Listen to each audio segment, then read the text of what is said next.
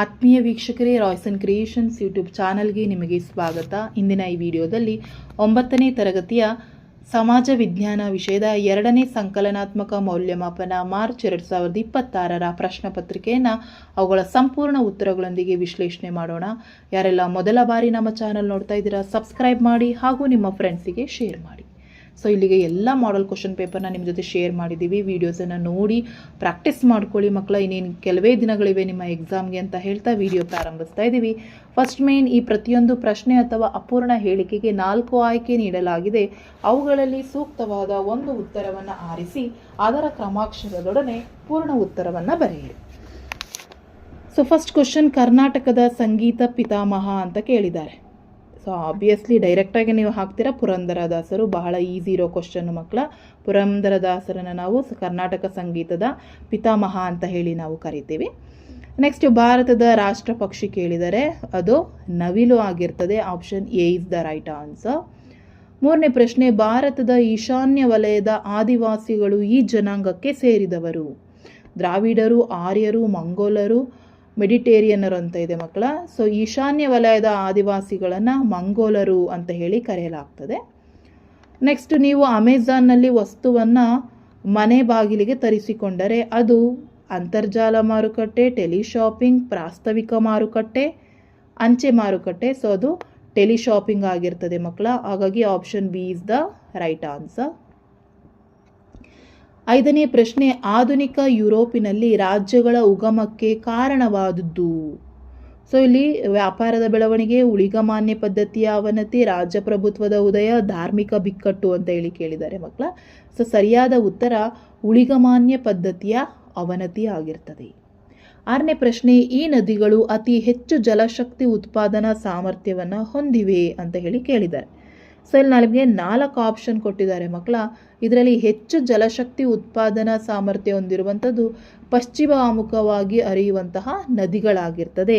ಹಾಗಾಗಿ option B is the right answer. 7th question, ಅವಿಭಕ್ತ ಕುಟುಂಬದ ಮುಖ್ಯ ಲಕ್ಷಣ ಕೇಳಿದ್ದಾರೆ.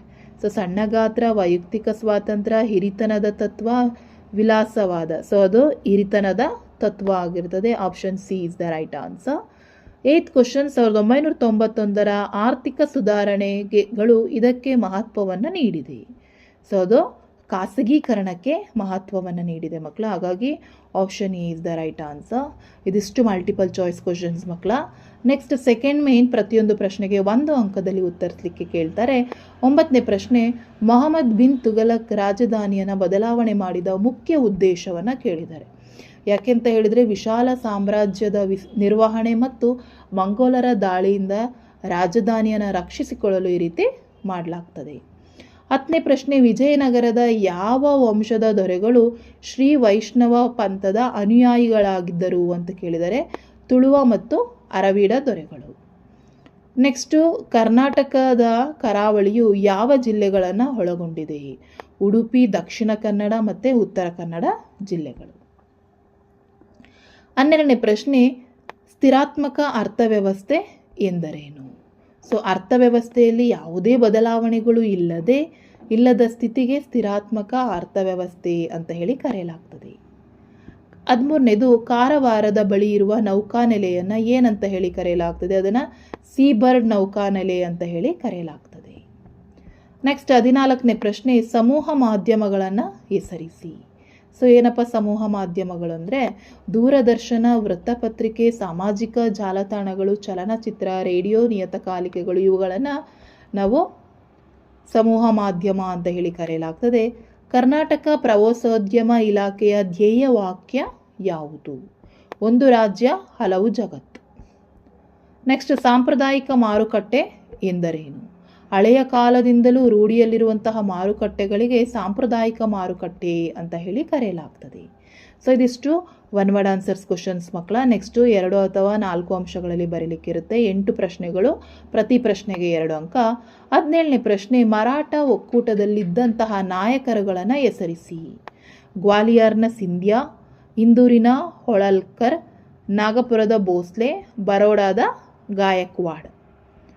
ನೆಕ್ಸ್ಟ್ 18ನೇ ಪ್ರಶ್ನೆ, ಭೌಗೋಳಿಕ ಅನ್ವೇಷಣೆಯು ಹಲವಾರು ಪರಿಣಾಮಗಳನ್ನು ಉಂಟು ಮಾಡಿತು, ಸಮರ್ಥಿಸಿ ಅಂತೇಳಿ ಕೇಳಿದ್ದಾರೆ. ಸೊ ಏನಪ್ಪ ಅಂತ ಹೇಳಿದರೆ, ವಸಾಹತು ಪ್ರಾರಂಭಿಸಲು ಯುರೋಪಿನ ದೇಶಗಳಲ್ಲಿ ಸ್ಪರ್ಧೆ, ವ್ಯಾಪಾರದ ಬಲ ಪಡೆಯಲು ಪೈಪೋಟಿ, ಕಚ್ಚಾ ವಸ್ತುಗಳಿಂದ ಕಂಪನಿಗಳು ಶ್ರೀಮಂತ, ಕೈಗಾರಿಕಾ ಕ್ರಾಂತಿಗಳ ಪ್ರಾರಂಭ, ಕ್ರೈಸ್ತ ಧರ್ಮದ ಪ್ರಚಾರ. 19ನೇ ಪ್ರಶ್ನೆ, ಮತಗಟ್ಟೆಯಲ್ಲಿನ ಮತದಾರರು ತನ್ನ ಗುರುತಿಗಾಗಿ ತೋರಿಸಬಹುದಾದ 4 ದಾಖಲೆಗಳನ್ನು ತಿಳಿಸಿ.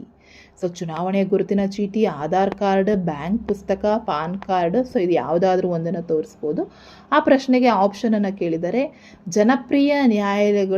ಜನತಾ ನ್ಯಾಯಾಲಯಗಳು ಹೆಚ್ಚು ಜನಪ್ರಿಯವಾಗಿವೆ ಏಕೆ?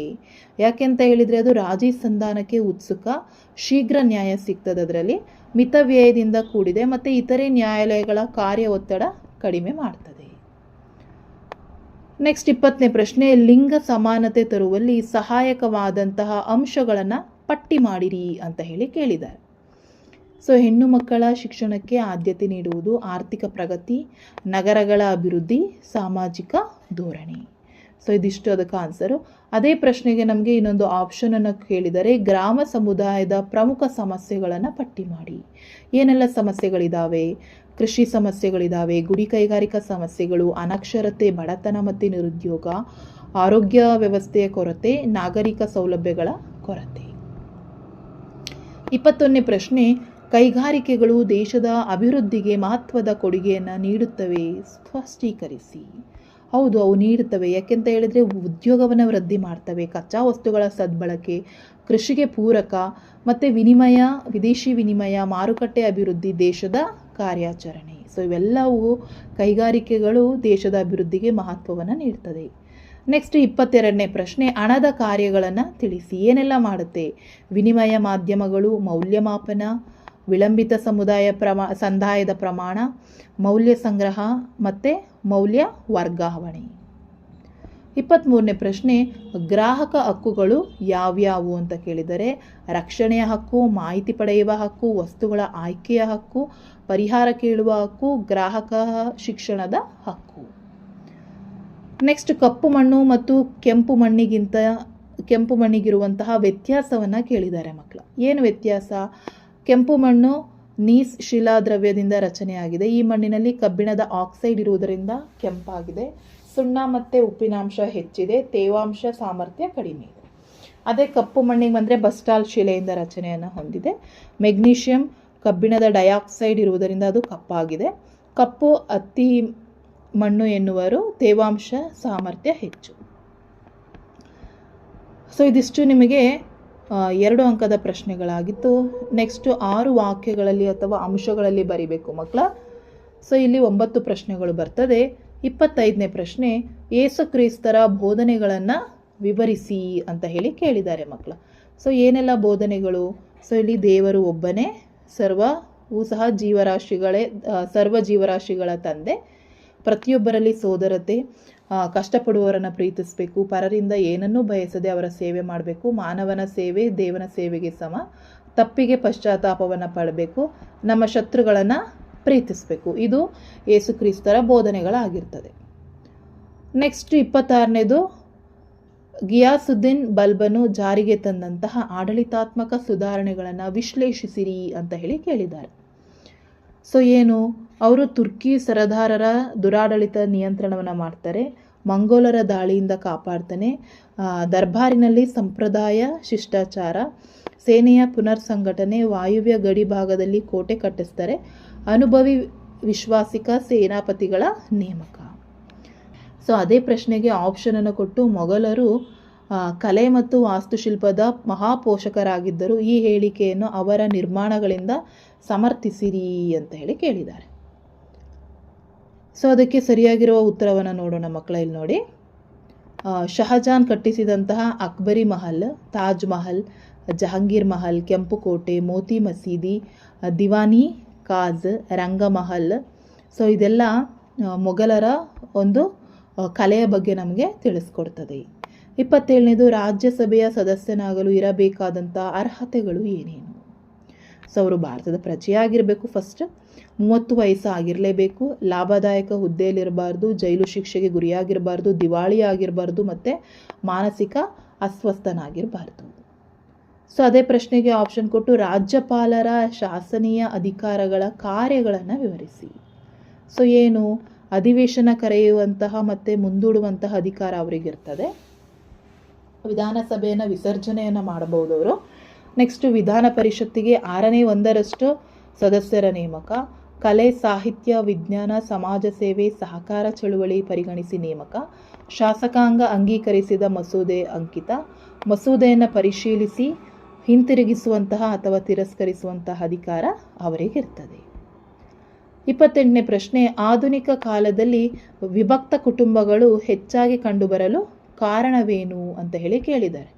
ಸೊ ಯಾಕೆ ಅಂದರೆ ಅಲ್ಲಿ ವೈಯಕ್ತಿಕತೆಗೆ ಇಂಪಾರ್ಟೆನ್ಸ್ ಜಾಸ್ತಿ ಇರ್ತದೆ. ವೈಯಕ್ತಿಕ ಸುಖ, ಸ್ವಯಂ ತೃಪ್ತಿ, ಆಸ್ತಿಯ ಹಕ್ಕು, ಬದಲಾದ ಸಾಮಾಜಿಕ ಮೌಲ್ಯಗಳು, ಸಾಮಾಜಿಕ ಸಂರಚನೆ, ಕೈಗಾರೀಕರಣ, ನಗರೀಕರಣ, ಧಾರ್ಮಿಕ ಪ್ರಭಾವ, ಕುಗ್ಗುವಿಕೆ. ನೆಕ್ಸ್ಟ್ 29ನೇ ಪ್ರಶ್ನೆ, ವೈಯಕ್ತಿಕ ನಿರ್ಧಾರವು ಗುಂಪು ನಿರ್ಧಾರಕ್ಕಿಂತ ಭಿನ್ನವಾಗಿದೆ ಹೇಗೆ ಅಂತ ಕೇಳಿದ್ದಾರೆ. ಸೊ ವೈಯಕ್ತಿಕ ನಿರ್ಧಾರ ಅಂದರೆ ಏಕ ವ್ಯಕ್ತಿ ಒಡೆತನದಲ್ಲಿರ್ತದೆ. ಸಣ್ಣ ಪ್ರಮಾಣದ ವ್ಯವಹಾರ, ಏಕ ವ್ಯಕ್ತಿ ನಿರ್ಧಾರ ವ್ಯಕ್ತಿಯ ಸಾಮರ್ಥ್ಯಕ್ಕೆ ಅನುಗುಣವಾಗಿರ್ತದೆ. ಅದೇ ಗುಂಪು ನಿರ್ಧಾರಕ್ಕೆ ಬಂದರೆ ತಂಡದ ಒಡೆತನ, ಕೂಡು ಬಂಡವಾಳ ಸಂಸ್ಥೆಗಳಾಗಿರ್ತವೆ. ಇವು ಪಾಲುದಾರಿಕಾ ಸಂಸ್ಥೆಗಳಾಗಿವೆ ಮತ್ತು ಸಹಕಾರ ಸಂಘಗಳು ತೆಗೆದುಕೊಳ್ಳುವಂತಹ ನಿರ್ಧಾರಗಳಾಗಿರ್ತವೆ.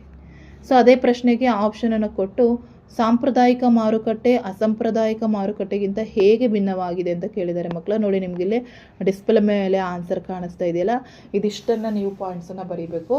ಸೊ ನೋಡಿಕೊಂಡು ಪಾಯಿಂಟ್ಸನ್ನು ಲಿಸ್ಟ್ ಮಾಡ್ಕೊಳ್ಳಿ. ನೆಕ್ಸ್ಟ್, ಅಸ್ಸಾಂನ ಸಾಂಸ್ಕೃತಿಕ ಮತ್ತು ಧಾರ್ಮಿಕ ಇತಿಹಾಸದಲ್ಲಿ ಶ್ರೀಮಂತ ಶಂಕರದೇವನ ಪಾತ್ರವನ್ನು ತಿಳಿಸಲಿಕ್ಕೆ ಕೇಳಿದ್ದಾರೆ. ಸೊ ಶ್ರೀಮಂತ ಶಂಕರದೇವನ ಪಾತ್ರ ಏನಪ್ಪ ಅಂದರೆ ಇವರು ಸಾಂಸ್ಕೃತಿಕ ಮತ್ತು ಸಂಗೀತದಲ್ಲಿ ಹೊಸತನವನ್ನು ಮೂಡಿಸ್ತಾರೆ. ಇವರ ಭಕ್ತಿ ಚಳುವಳಿ ಭಾರತದಲ್ಲಿ ಪ್ರಭಾವ ಬೀರ್ತದೆ. ಇವರು ಪ್ರಾರಂಭಿಸಿದಂತಹ ಚಳುವಳಿಯನ್ನು ಏಕಸರಣ ಧರ್ಮ ವೈಷ್ಣವ ಚಳುವಳಿ ಅಂತೇಳಿ ಕರೆದರು. ತಮ್ಮ ಪಂಥದಲ್ಲಿ ಸರಣೀಯ ಎಂಬ ಪದ್ಧತಿ ಪ್ರಾರಂಭ, ಸಾಮಾಜಿಕ ಕ್ರಾಂತಿಗೆ ನಾಂದಿ, ಏಕದೇವತಾ ಪೂಜೆ, ಕಟ್ಟುನಿಟ್ಟಾದಂತಹ ಧಾರ್ಮಿಕ ಚೌಕಟ್ಟು. ಸೊ ಇದಿಷ್ಟು ಶಂಕರದೇವನ ಪಾತ್ರವಾಗಿರ್ತದೆ. ನೆಕ್ಸ್ಟ್, ಕರ್ನಾಟಕದಲ್ಲಿ ಚಿನ್ನದ ಗಣಿಗಾರಿಕೆಯ ಹಂಚಿಕೆಯನ್ನು ವಿವರಿಸಿ. ಸೊ ಕರ್ನಾಟಕದ ಚಿನ್ನದ ಗಣಿಗಾರಿಕೆ ಹಂಚಿಕೆ, ಕರ್ನಾಟಕದ ಚಿನ್ನದ ಗಣಿಗಾರಿಕೆಯಲ್ಲಿ ಪ್ರಥಮ ಸ್ಥಾನದಲ್ಲಿದೆ. ಕರ್ನಾಟಕದ ಚಿನ್ನದ ನಾಡೆಂದೇ ಪ್ರಸಿದ್ಧಿಯಾಗಿದೆ. 18ನೇ ಶತಮಾನದಲ್ಲಿ ಕೋಲಾರದಲ್ಲಿ ಇದು ಪ್ರಾರಂಭವಾಗ್ತದೆ. ಪ್ರಸ್ತುತ ರಾಯಚೂರಿನ ಹಟ್ಟಿ ಅತಿ ದೊಡ್ಡ ಗಣಿಯಾಗಿದೆ. ತುಮಕೂರು ಜಿಲ್ಲೆಯ ಬೆಳ್ಳಾರದಲ್ಲಿ ಚಿನ್ನದ ನಿಕ್ಷೇಪವಿದೆ. ಸಿರಾ ಸಮೀಪದಲ್ಲಿರುವ ಅಜ್ಜೇನಹಳ್ಳಿಯಲ್ಲಿ ಉತ್ಪಾದನೆ. ಗದಗ ಜಿಲ್ಲೆಯ ಮುಳಗುಂದದಲ್ಲಿ ನಿಕ್ಷೇಪಗಳಿವೆ. ಹಾಸನ ಜಿಲ್ಲೆಯ ಕೆಂಪಿನಕೋಟೆಯಲ್ಲಿ ಪತ್ತೆ ಹಚ್ಚಲಾಗಿದೆ.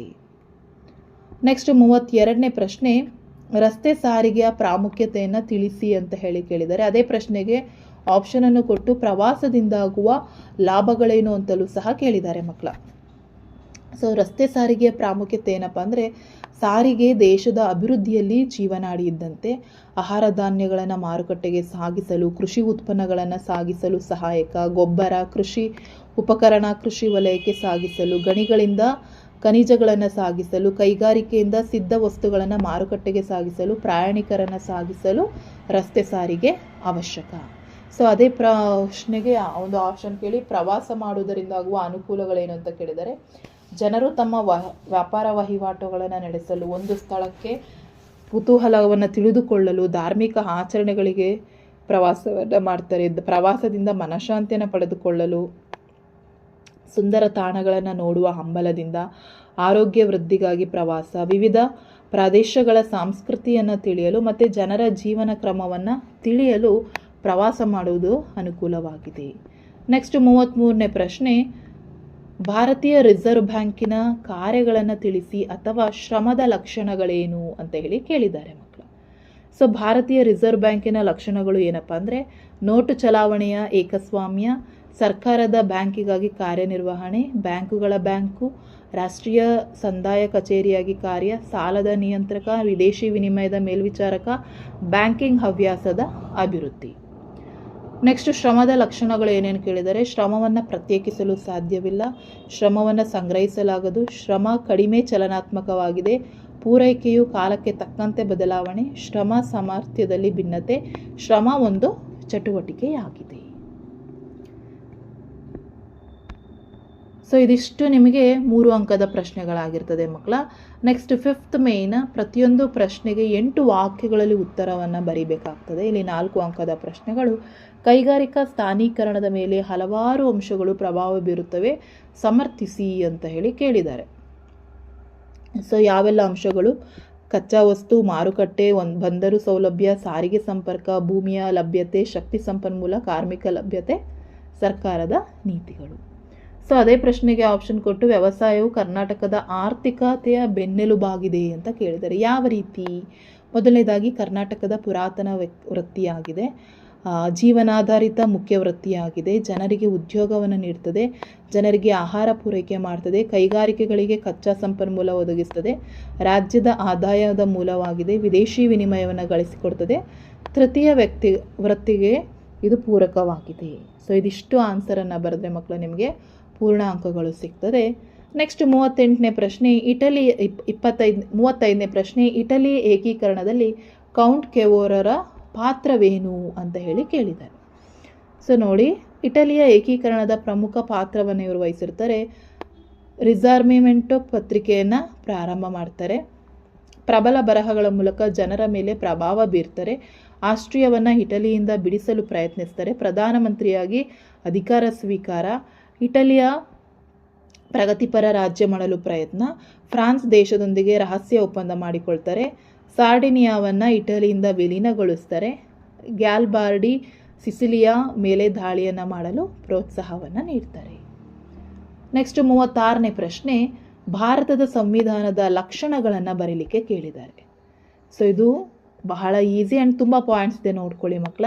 ಇದು ಲಿಖಿತ ಮತ್ತು ಬೃಹತ್ ಸಂವಿಧಾನ, ಭಾಗಶಃ ನಮ್ಯ ಮತ್ತು ಅನಮ್ಯ ಸಂವಿಧಾನ, ಸಂಸದೀಯ ಸರ್ಕಾರ, ಗಣತಂತ್ರ ವ್ಯವಸ್ಥೆ, ಒಕ್ಕೂಟ ವ್ಯವಸ್ಥೆ, ಮೂಲಭೂತ ಹಕ್ಕುಗಳು, ಏಕೀಕೃತ ನ್ಯಾಯಾಂಗ, ಏಕಪೌರತ್ವ, ಸಾರ್ವಜನಿಕ ವಯಸ್ಕ ಮತದಾನ, ಪಕ್ಷ ಪದ್ಧತಿ. ಇದೆಲ್ಲ ಭಾರತ ಸಂವಿಧಾನದ ಲಕ್ಷಣಗಳಾಗಿದೆ. ನೆಕ್ಸ್ಟ್ ಲಾಸ್ಟ್ ಕ್ವಶನ್, 37ನೇ ಪ್ರಶ್ನೆ, ಕೃಷ್ಣದೇವರಾಯರ ಅಪ್ರತಿಮ ಯೋಧ ಮತ್ತು ಚತುರ ಸೇನಾನಿಯಾಗಿದ್ದನು, ಸಮರ್ಥಿಸಿ ಅಂತ ಕೇಳಿದ್ದಾರೆ. ಸೊ ಇಲ್ಲಿ ನಿಮಗೆ ನೋಡಿ, ಅದಕ್ಕೆ ಕಂಪ್ಲೀಟ್ ಆನ್ಸರ್ಸ್ ಇಷ್ಟಿದೆ ನೋಡಿ ಮಕ್ಕಳ. ಇದಿಷ್ಟನ್ನು ನೋಡ್ಕೊಳ್ಳಿ. ಕೃಷ್ಣರಾಯ ಒಬ್ಬ ಚತುರ ಸೇನಾನಿ, ಯಾಕೆಂತ ಹೇಳಿದರೆ ಅವರು ಎಲ್ಲ ಯುದ್ಧಗಳನ್ನು ಗೆದ್ದು ದಕ್ಷಿಣದಲ್ಲಿ ಪ್ರಬಲವಾದ ಸಾಮ್ರಾಜ್ಯವನ್ನು ಸ್ಥಾಪಿಸ್ತಾನೆ, ಉಮ್ಮತ್ತೂರಿನ ಗಂಗರಾಜನನ್ನು ಸೋಲಿಸ್ತಾನೆ, ರಾಯಚೂರಿನ ಕೋಟೆಯನ್ನು ವಶಪಡಿಸ್ಕೊಳ್ತಾನೆ, ಬಿಜಾಪುರದ ಸುಲ್ತಾನನಿಂದ ಗೋವೆಯನ್ನು ವಶಪಡಿಸ್ಕೊಳ್ತಾನೆ. ಸೊ ಇದಿಷ್ಟು ಆನ್ಸರ್ಸನ್ನು ನೀವಲ್ಲಿ ಬರೀರಿ ಮಕ್ಕಳ, ಪೂರ್ತಿ ಅಂಕ ಸಿಗುತ್ತೆ. ಅದೇ ಪ್ರಶ್ನೆಗೆ ಆಪ್ಷನ್ ಕೇಳಿ, ಬಸವೇಶ್ವರರು ಅನೇಕ ಸಾಮಾಜಿಕ ಧಾರ್ಮಿಕ ಸುಧಾರಣೆಗಳನ್ನು ಆಚರಣೆಗೆ ತರ್ತಾರೆ, ವಿಶ್ಲೇಷಿಸಿ ಅಂತ ಹೇಳಿ ಕೇಳಿದ್ದಾರೆ. ಅದಕ್ಕೂ ಸಹ ನೋಡಿ ನಿಮಗೆ ಇಲ್ಲಿ ಆನ್ಸರ್ ಇದೆ. ಇವರು ಆಚರಣೆಯಲ್ಲಿದ್ದಂತಹ ಮೂಢನಂಬಿಕೆಗಳನ್ನು ಮತ್ತು ಕುರುಡು ನಂಬಿಕೆಗಳನ್ನು ಖಂಡಿಸ್ತಾರೆ, ಸಮಾಜದಲ್ಲಿ ಸಾಮಾಜಿಕ ಮತ್ತು ಧಾರ್ಮಿಕ ಸುಧಾರಣೆ ತರುವಲ್ಲಿ ಪ್ರಮುಖ ಪಾತ್ರವನ್ನು ವಹಿಸ್ತಾರೆ, ಸಮಾಜ ಸುಧಾರಣೆಯ ಜೊತೆಗೆ ಆತ್ಮ ಸುಧಾರಣೆಗೆ ಶ್ರಮಿಸ್ತಾರೆ, ದೇಹವು ದೇವಾಲಯ, ಅರಿವೇ ಗುರು ಎಂಬ ಕಲ್ಪನೆ, ಇಷ್ಟಲಿಂಗದ ಕಲ್ಪನೆ, ಏಕದೇವರ ಪ್ರತಿಪಾದನೆ, ಕಾಯಕ ದಾನ ದಾಸೋಹ ಎಂಬ ಹೊಸ ಪರಿಕಲ್ಪನೆಯನ್ನು ತರ್ತಾರೆ, ಕಾಯಕ ಸಿದ್ಧಾಂತವನ್ನು ಹೊತ್ತಿ ಹೇಳ್ತಾರೆ, ಕೆಲಸದಲ್ಲಿ ಯಾವುದೇ ಮೇಲು ಕೀಳಿಲ್ಲ, ದಾಸೋಹದ ಮೂಲಕ ಸಂಗ್ರಹಣ ಸಂಸ್ಕೃತಿಯನ್ನು ತೆಗೆದು ಹಾಕ್ತಾರೆ. ಸೊ ಇದಿಷ್ಟು ನಿಮಗೆ ಕ್ವಶನ್ ಆನ್ಸರ್ಸ್ ಆಗಿರ್ತದೆ ಮಕ್ಕಳ. ಆ್ಯಂಡ್ ಲಾಸ್ಟ್ ಮೇನಿಗೆ ಬಂದರೆ, ನಿಮಗೆ ನೀಡಿರುವಂತಹ ಕರ್ನಾಟಕದ ನಕ್ಷೆಯಲ್ಲಿ ಕೆಳಗಿನ ಯಾವುದಾದ್ರೂ 5 ಗುರುತಿಸ್ಲಿಕ್ಕೆ ಹೇಳ್ತಾರೆ. ಸೊ ಇಲ್ಲಿ ನಿಮಗೆ ನೋಡಿ ಇಷ್ಟು ಭಾಗಗಳನ್ನ ಕೊಟ್ಟಿದ್ದಾರೆ, ಇವಿಷ್ಟನ್ನು ನೀವು ಅದರಲ್ಲಿ ಗುರುತಿಸ್ಬೇಕು ಮಕ್ಕಳ. ಇದರಲ್ಲಿ 5 ಮಾತ್ರ ಆಯ್ಕೆ ಮಾಡ್ಕೊಳ್ಳಿ. ಇಲ್ಲಿ ನಿಮಗೆ ಕಂಪ್ಲೀಟಾಗಿ ಎಲ್ಲವನ್ನು ನಿಮಗೆ ನೋಡಿ ಇಲ್ಲಿ ಕರ್ನಾಟಕದ ನಕ್ಷೆ ಕಾಣಿಸ್ತಾ ಇದೆಯಲ್ಲ, ಇದಿಷ್ಟನ್ನು ಕೊಡಲಾಗಿದೆ. ಇದಿಷ್ಟನ್ನು ನೀವು ಔರದ್, ಕೃಷ್ಣ ಕಣಿವೆ, ಅನ್ಶಿ, ದಾವಣಗೆರೆ, ಕುದುರೆಮುಖ, ಕಾವೇರಿ ನದಿ, ಬೆಂಗಳೂರು, ಮಧುಗಿರಿ, ನಾಯಕನಹಟ್ಟಿ, ಚಿನ್ನದ ಗಣಿ. ಸೊ ಇದಿಷ್ಟನ್ನು ನೀವು ನೋಡ್ಕೊಳ್ಳಿ. ಇದರಲ್ಲಿ 5 ಪಾಯಿಂಟ್ಸನ್ನು ಮಾತ್ರ ಮಾರ್ಕ್ ಮಾಡಬೇಕಾಗುತ್ತೆ. ಸೊ ಎಲ್ಲವನ್ನು ಕಲ್ತ್ಕೊಳ್ಳಿ ಮಕ್ಕಳ, ಎಕ್ಸಾಮ್ಗೆ ಬಹಳಷ್ಟು ಯೂಸ್ಫುಲ್ ಆಗ್ತದೆ ನಿಮಗೆ. ಸೊ ಇದು ಒಂದು ಮಾಡೆಲ್ ಕ್ವಶನ್ ಪೇಪರ್ ಆಗಿ ತೆಗೆದುಕೊಳ್ಳಿ. ಇದೇ ಕ್ವಶನ್ ಪೇಪರ್ ಬರುವ ಸಾಧ್ಯತೆಗಳು ಇರ್ತವೆ. ಹಾಗಾಗಿ ಪೂರ್ತಿ ವಿಡಿಯೋನ ನೋಡಿ ಎಲ್ಲ ಕ್ವಶನ್ಸ್ ಪ್ರಾಕ್ಟೀಸ್ ಮಾಡ್ಕೊಂಡು ಎಕ್ಸಾಮ್ಗೆ ಪ್ರಿಪೇರ್ ಆಗಿ ಅಂತ ಹೇಳ್ತಾ ವಿಡಿಯೋ ಎಂಡ್ ಮಾಡ್ತಾ ಇದ್ದೀವಿ. Thank you for watching this video.